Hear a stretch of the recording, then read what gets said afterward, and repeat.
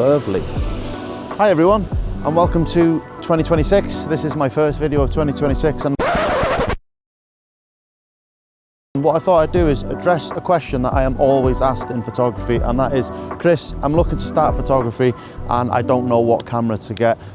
I'm on the same page as you. I don't know how much you're willing to spend. I don't know what sort of ecosystem you want to go into, but in today's video I want to cover a camera that I think is a great little camera to start out in photography if you are looking to get into photography for 2026. And the camera in question is the Canon R100 mirrorless system. So let's go find out whether or not this is a good starter camera.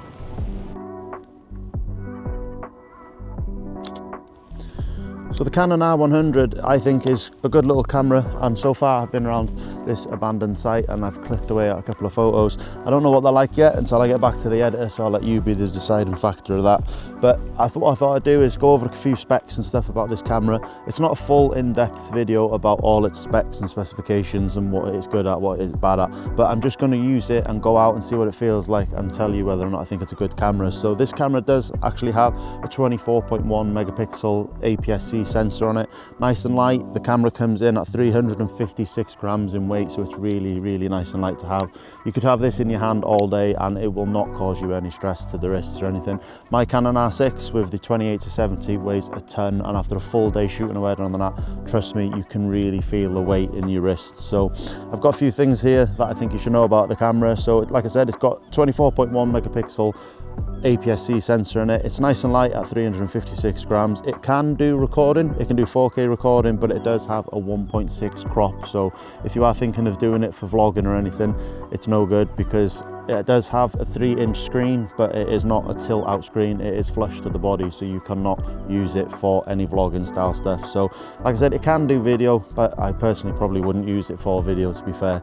It does have 6.5 frames per second in burst mode, so it can shoot things. So if you were thinking of going into sort of bird photography or maybe even sport photography, yes, it's not going to be the best, but it will provide you with some pleasant photos. You would need to get yourself a zoom lens on it. It is an interchangeable lens camera, so you can change on this if you wished. This is the kit lens. This one comes with the 18-45, nice little small lens, nice and compact, nice and light. The camera being 356 grams, so you ain't going to feel it if you are carrying it all day. If you've got your neck strap on, you're certainly not going to feel it. The 4K recording, as I mentioned, does have a 1.6 crop on it, so I probably wouldn't use it for video. You can, it does have 1080 full, it has 120 frames per second at 1080, so full frame recording. You can use this and get some slow motion shots if you did want to use it. It does have quite snappy autofocus. I've been using it here in the abandoned Noctel site, taking a couple of shots. Autofocus is really quite snappy. It comes with a Digic 4 processor inside of it, so it's got a good little processor, and the autofocus is good. It is a dual pixel autofocus. What that means, I couldn't tell you, but I've so far found it very snappy and very easy to use. The price coming in for this camera, it's coming in at a market price of $569. So starting camera, it is really powerful for a small little camera like this, and it is a good price point. I do have another camera which I'm going to use in a future video to show you another option, which is not a Canon, it's actually a Sony camera, but I'll go into that in another video. So as I mentioned, 24.1 megapixel sensor on it. It is an APS-C sensor on it. It is really good. It does capture fantastic images if there's enough light coming into it. Dual pixel autofocus, very good, nice and snappy so far being out in the field using it. 6.5 frames per second if you are doing some sort of burst mode, with a 3-inch screen, which is nice and bright. It's bright here today, but I found no issues with it looking at the screen. I haven't used the eyepiece yet. I've not used the electronic viewfinder on it. It is good, it's quite small, but it is actually really nice to have. 4K recording, but that 1.6 crop, so if you are looking to do video, just be wary that that 1.6 crop will catch you out. Full HD at 120 frames per second if you do want to do some slow motion with it. 356 grams in weight, so nice and light to use. And the Digic 4 processor, really good, nice and snappy, good little camera on it, and coming in at a price of $569. So like I said, it's not going to be an in-depth video, it's just more to the point of I'm going to go out and use it, see what I feel. So far I've enjoyed it. It's nice and light, it's nice and snappy, the autofocus is good, and then we'll get back to the edit and see what these photos look like. I'm not actually going to sort of come back with an answer whether or not I think the photos are good. I have tried it before, taken some test shots prior to making this video, and I was very impressed with the images that came out. Obviously it shoots JPEG and it does have RAW format in it as well, so if you are looking to really put your own taste on your photos, you can do it in post with this. So we'll go out, we'll have a few more snaps and see what we can find, and then yeah, I'll let you decide whether or not you think the photos are good enough and whether or not this is a camera that could be for you. So if you are looking to start photography in 2026, I ask you to look at the Canon R100 as a good starting point. Very nice. Apologies if you can see my arse crack. So who's this camera aimed for? Now, I personally think that this camera is aimed at the beginner's market. So if you are looking to get into photography for 2026, this is a fantastic camera that does pack a punch for its size and weight. It does pack quite a considerable punch. So definitely aimed at the beginner's market. Would I use it personally? Probably not. Having the R6 and having the Fuji, I probably wouldn't use it. But like I said, this is my sister-in-law's camera. She has let me use it before she goes back to uni. And so far, I'm very, very impressed with it. I hope you enjoy the photos so far. I am trying to take as many as I can just so that you can see how far we can push this little camera. But as I said, low light capability, not so good, and having that kit lens on it. I personally would probably buy the camera with the kit lens, keep that in your bag so you've got something to play with, but I would also try and get a prime with it, maybe a low stop aperture, something like a wide open at maybe at 1.8. It does have quite a big array of options. It is an RF mount, so you do have a fine selection of lenses that you can put on this. Just be mindful that if you are putting a prime on it, that maybe is like a 35, obviously it's going onto an APS-C, so that is obviously going to have the crop into the full frame mode, so just be wary of that. But so far my initial thoughts, very good, and like I said, this camera is definitely aimed at the beginner market. So if you are looking to get something for 2026, the Canon R6, that's my other camera, the Canon R100 so far is doing very good.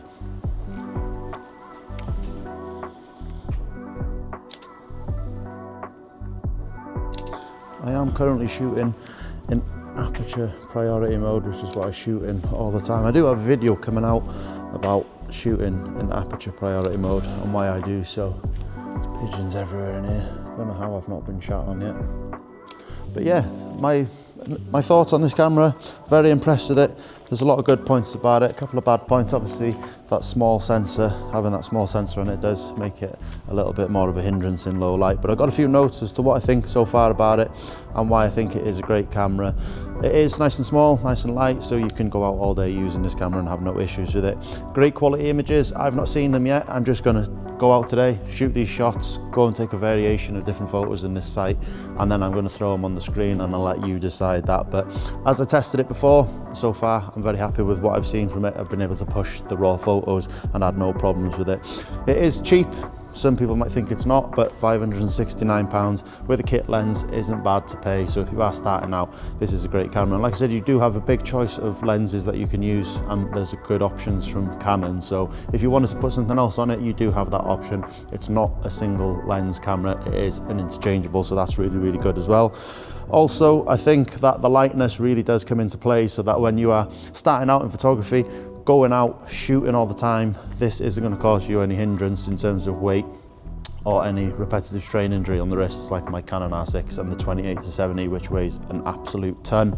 Nice and light, so you can enjoy a day shooting in this, which means more photos, means you improve your skills in photography a lot quicker, so really, really good. It is great specs for a small body, APS-C, 24.1 megapixel sensor on this. It is really, really nice and crisp images, and it does pack a punch. Great price and great choices of lenses on offer. So far, I'm very impressed. I do recommend the Canon R100 as a good starter camera if you are looking to get into photography in 2026. That's enough talking from me. I will see you on another video, but I'm going to go around.